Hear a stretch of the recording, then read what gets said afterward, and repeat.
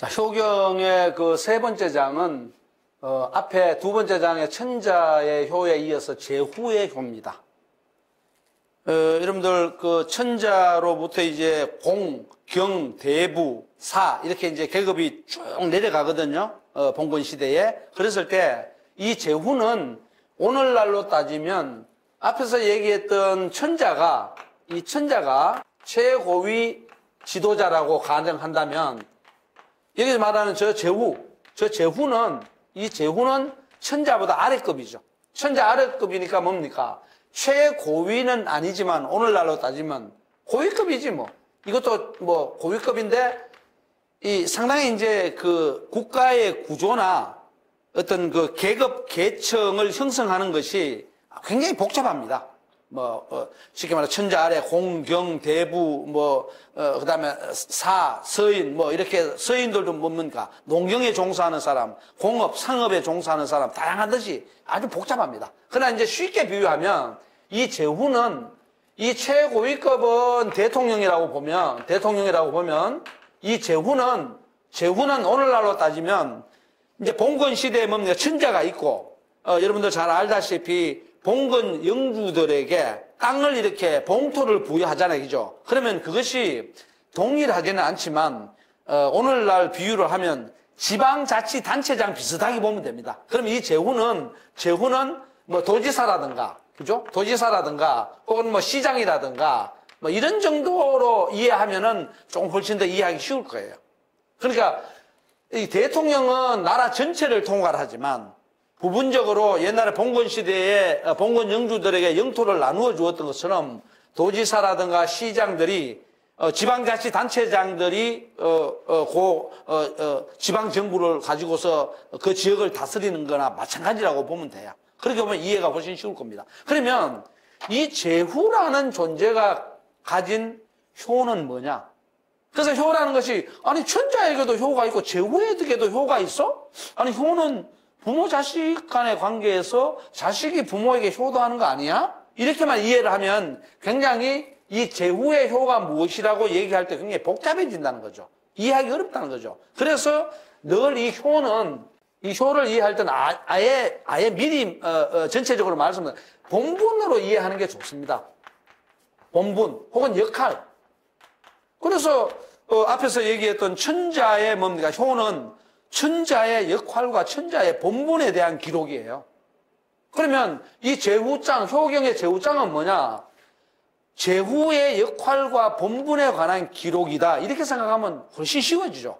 그러면 제후는 다시 말하면은 천자 아래 단계에 있는 계급으로서 오늘날로 민주주의 시대로 따지면 우리나라 상황으로 따지면 도지사나 시장급이 좀 되겠다. 그럼 이 사람들의 역할과 본분이 무엇이겠느냐?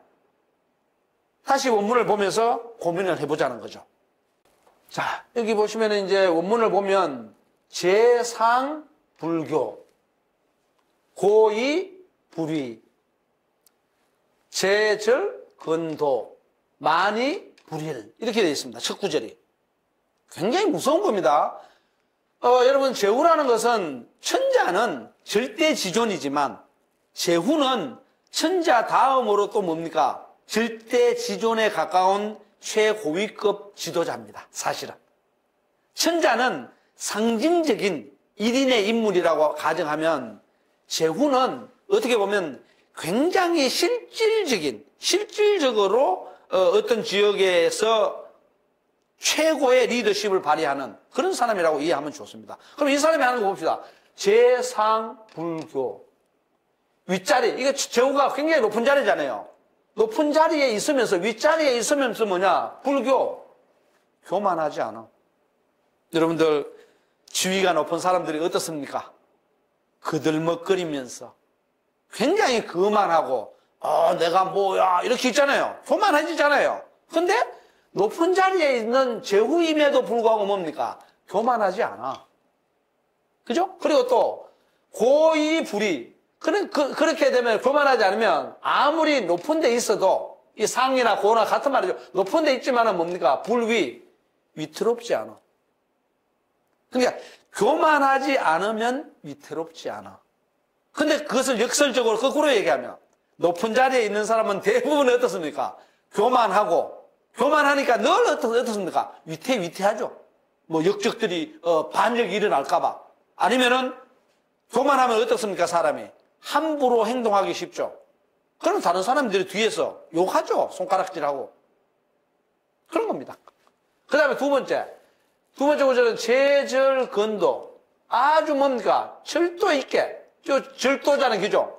아주 어떤 것에 있어서 컨트롤을 잘하고, 그리고 어떤 정도나 어떤 일을 해 나갈 때 삼가하고, 그렇잖아요. 우리가 절도 있게 행동하라 그러잖아요. 그 무슨 말입니까? 어떤 상황에 자신의 처지에 맞게 하라는 거죠. 여러분들 그런 속담도 있죠. 뭐 뱁새인가요? 뭐 황새, 뭐 뱁새 이런 게 있을 때 이 다리가 긴 것들은 어떻습니까? 성큼성큼 이렇게 갈 수가 있지만 다리가 짧은 것이 성큼성큼 가려고 하면 찢어지죠. 그러니까 어떤 다리가 짧은 동물들은 조금씩 뻘짝뻘짝뻘짝 이렇게 한단 말이에요. 다리가 긴 것은 이렇게 갈 수가 있죠. 그러니까 그 사람이 갖고 있는 뭡니까? 이 제후가 갖고 있는 그 크기만큼, 그런 만큼 제절건도 아주 조절을 잘하고 삼가해 나가면 어떻게 되느냐? 많이 불일. 어떤 것이 꽉 차더라도. 그러니까 엄청나게 자기가 하고자 하는 것을 다 하더라도 불일, 넘치지 않아요. 왜? 절도에 딱딱 맞으니까.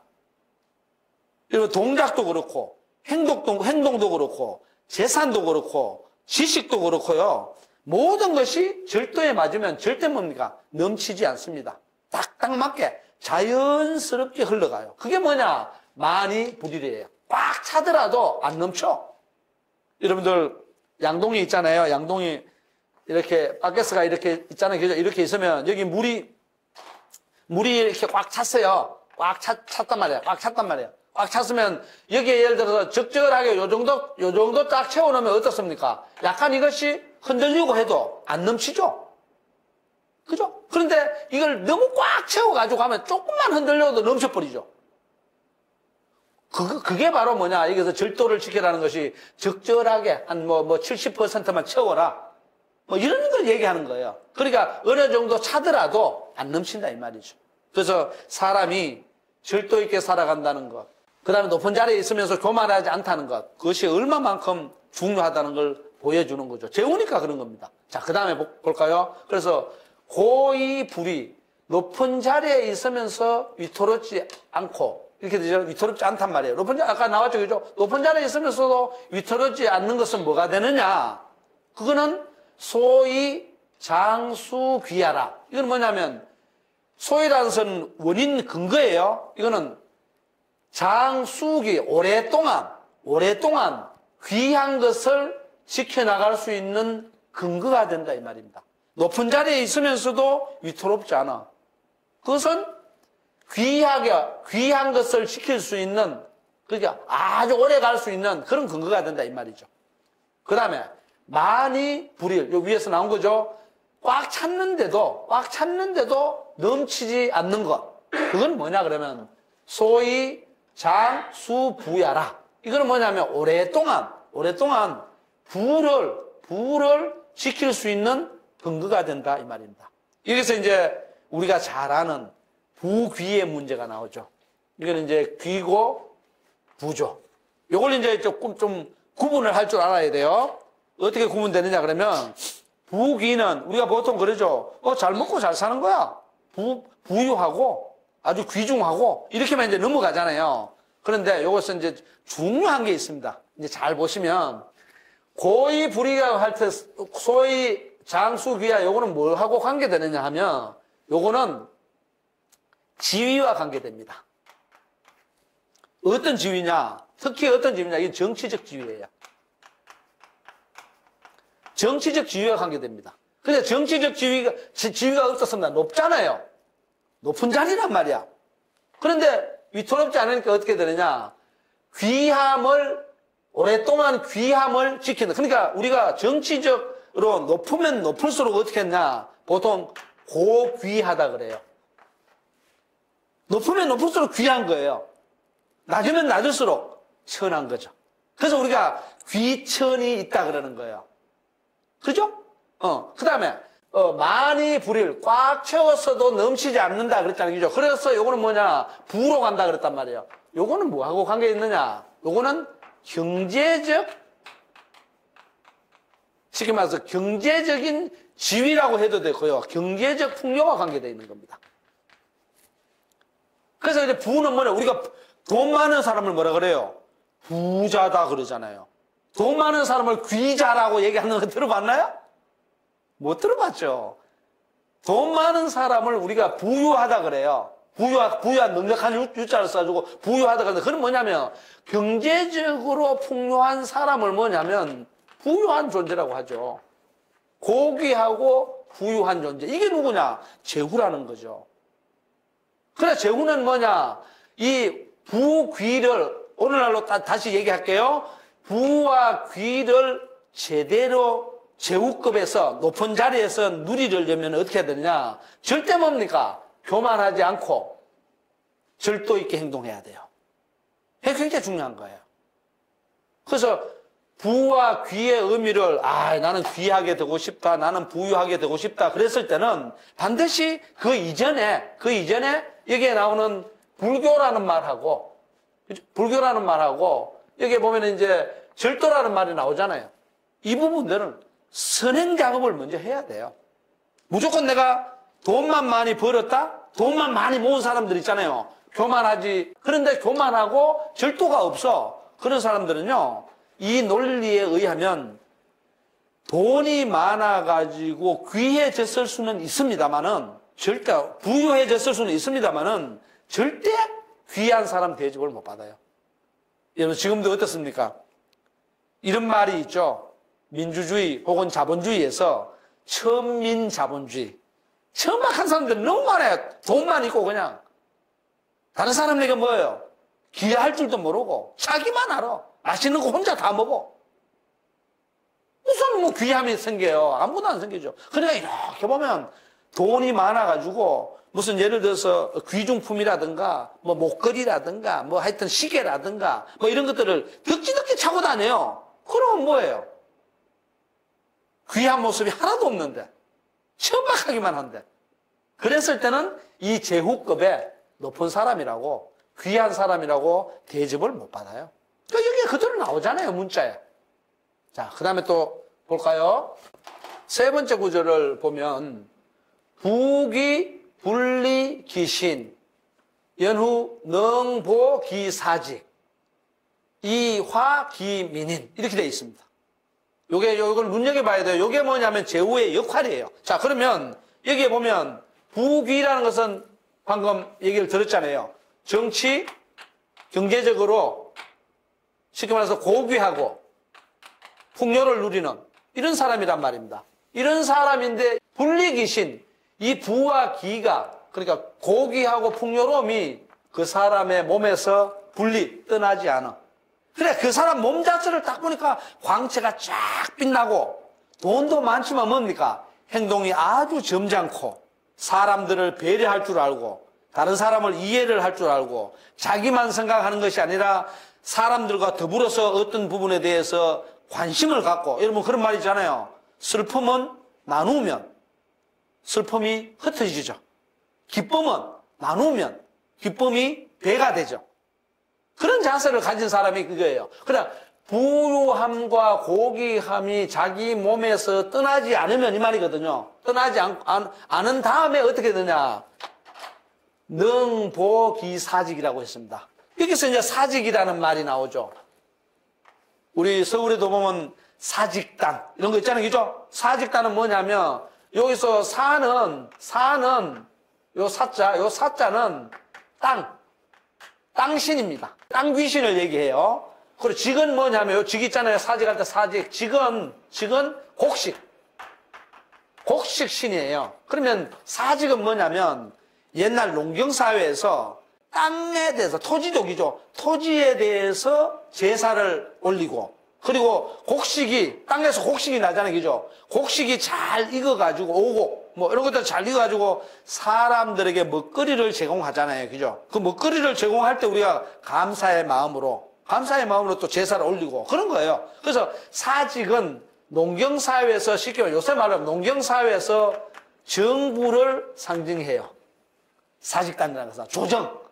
그죠? 그래 국가 공동체죠. 그래 국가를 상징하는 거죠. 뭐 쉽게 말하면 오늘날 따지면. 그래서 부귀가 자기 몸에서 떠나지 않는 도덕성을 가진 사람이어야 그런 사람이 나라를 다스리는 제후여야만이 능히 충분히 자기 국가를 보호할 수 있다. 보존할 수 있다 이 말입니다. 그 제후가 됐는데도 부귀가 눈에 보이지 않아. 국가 보존 못합니다. 귀한 것도 없고 부한 것도 없어. 아니면은 귀하기만 하고 너무 가난해. 어떻게 국가를 다스려요? 아니면 거꾸로 돈은 엄청나게 많은데 귀한 구석이 하나도 없어.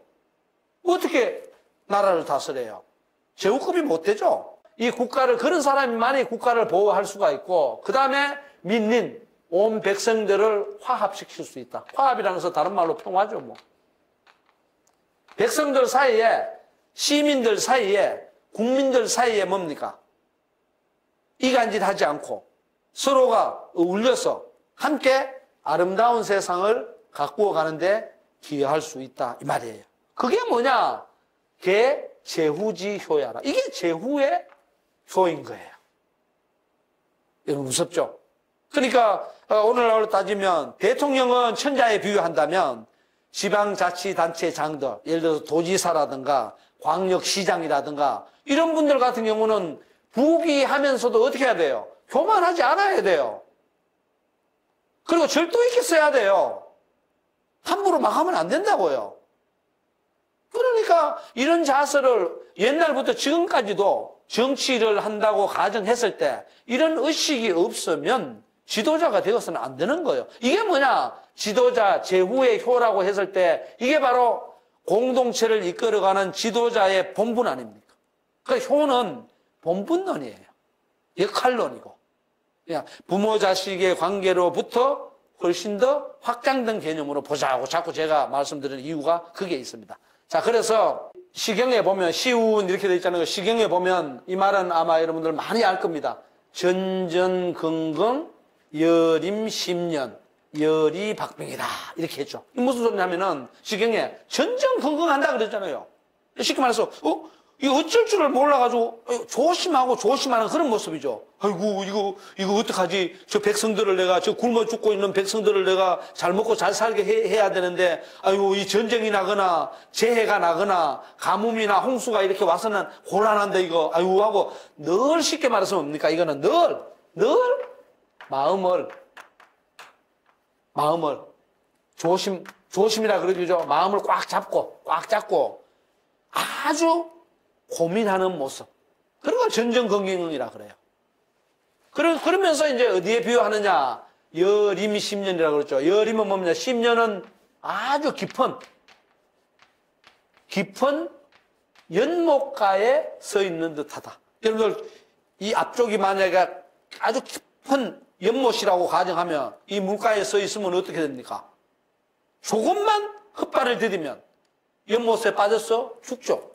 그러나 늘 마음이 어떻습니까? 아주 흔히 말해서 긴장의 끈을 놓치지 않고 바싹 이렇게 보면서 세상을 주시하는 거죠. 호랑이 굴에 들어가도 정신만 차리면 산다. 비슷한 말이죠. 또 이건 뭐냐? 이건 여리박빙은 뭐냐면 이거는 발벌 리자인데 박빙은 이거는 아주 얇은 얼음이에요. 물 위에 살얼음이 얼어서 우리가 살얼음판을 걷는 것 같아 이러잖아요. 굉장히 어떻습니까? 조심한다는 소리죠. 아주 얇은 얼음판을 밟고 있는 것과 같아. 그만큼 뭡니까? 이 제후급에 올라간 사람들은 높은 자리에 있는 사람들은 권력을 내 마음대로 내 멋대로 부려서 사람을 억압하고 착취하고 강제하는 그런 양식이 아니에요. 여기 나오잖아요. 시경을 들어서 전전긍긍 여림 10년 여리박빙이라. 그래 아이고 내가 어떻게 해서 저 사람들을 잘 살 수 있도록 내가 해주도록 마음을 써야 되지? 야 이게 보니까 아주 깊은 연못가에 써 있는 그런 마음이야 내가. 아니면은 아주 얇은 얼음판 위를 걸어가는 그러한 심정이야. 그런 마음을 가지고서 제후와 같은 지도자로서의 역할을 하는 게 이 사람들의 효다 이 말이에요. 이게 효경에 기록되어 있는 세 번째 장, 제후의 효에 관한 내용입니다.